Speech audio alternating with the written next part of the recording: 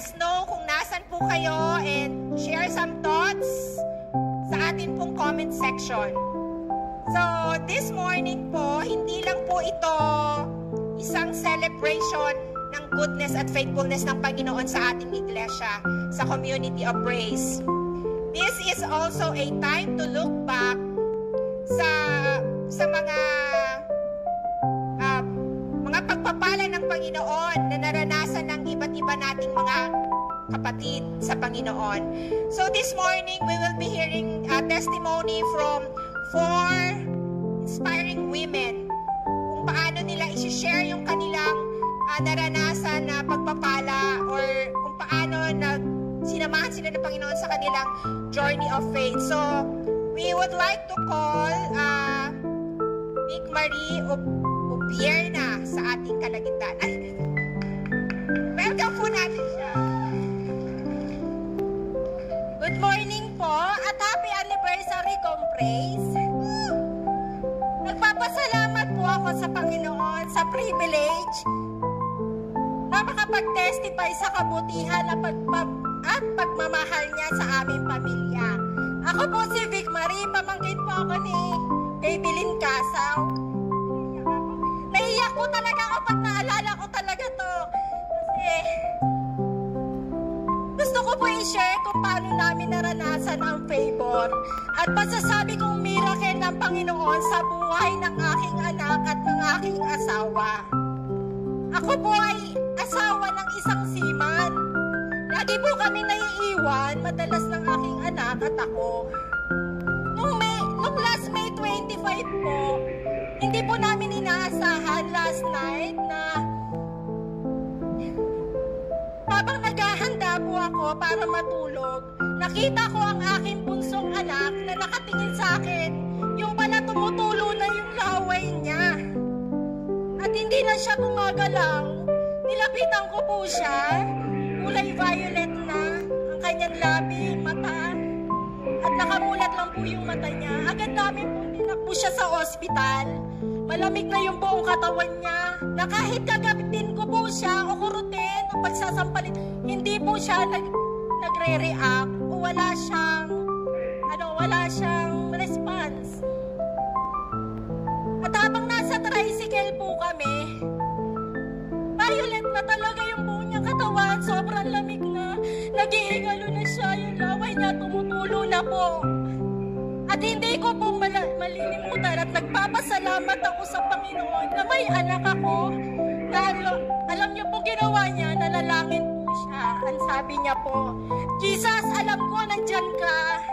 Jesus, alam ko, hindi mo pababayaan ang kapatid ko.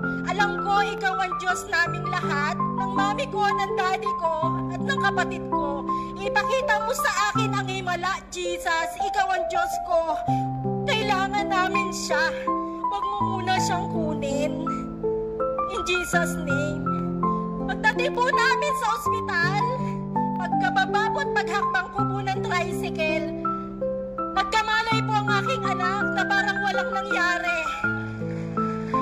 Pagpasok po namin ng ospital, masigla po siya at ang una niya nakita yung tito ko, asawa po ni Tita Babylin. Sabi niya po, Daddy, agad po kaming pinauwi ng ospital at wala pong makita kung ano po yung nangyari sa kanya. Tapos mga 2 months ago, wala pong signal yung aking asawa. 2 months ago, after pala nung nangyari kung kailan ang date ng aking anak na sinugod, nagkasakit po ang aking asawa, kasasakay lang po ng barko. Nalaman ko po na hindi po siya makagalaw, tanging ulo, mata, at bibig lang ang kanya na habang nagjo-duty po siya. Nakahiga siya, binubuhat siya ng kasama niya para magtrabaho. At yun po talaga ay hawak-hawak niya po yung Santo Rosary kasi solid talaga siyang kanon. Pero sa lahat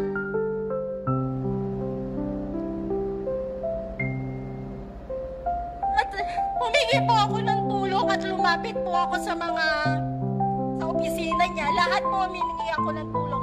Pero hindi po naging madali sa akin. Kasi po, hindi po naging madali sa amin kasi nasa US siya. Wala silang US visa. Pero, nanalangin po ako at nagkulong ako sa kwarto. Totoo po, hindi po alam ng anak ko. Lagi pong sinasabi ng anak ko, Mami, gagaling si Daddy. Nagkulong po ako sa kwarto, lumuhod po ako. Akong nag-iisa at talagang madilim lang. Tiningnan ko, nakikita ko, sabi ko, Lord, binibigay ko at pinagkakatiwala ko ang buhay ng aking asawa.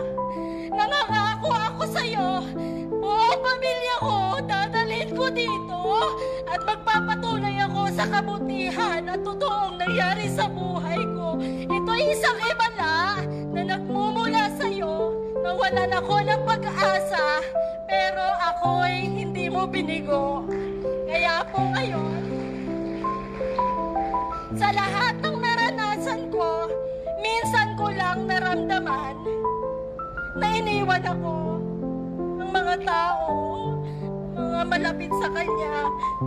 Pero nawalan man ako ng pag-asa, pero doon ko nawaan kung gaano ka-powerful ang prayer.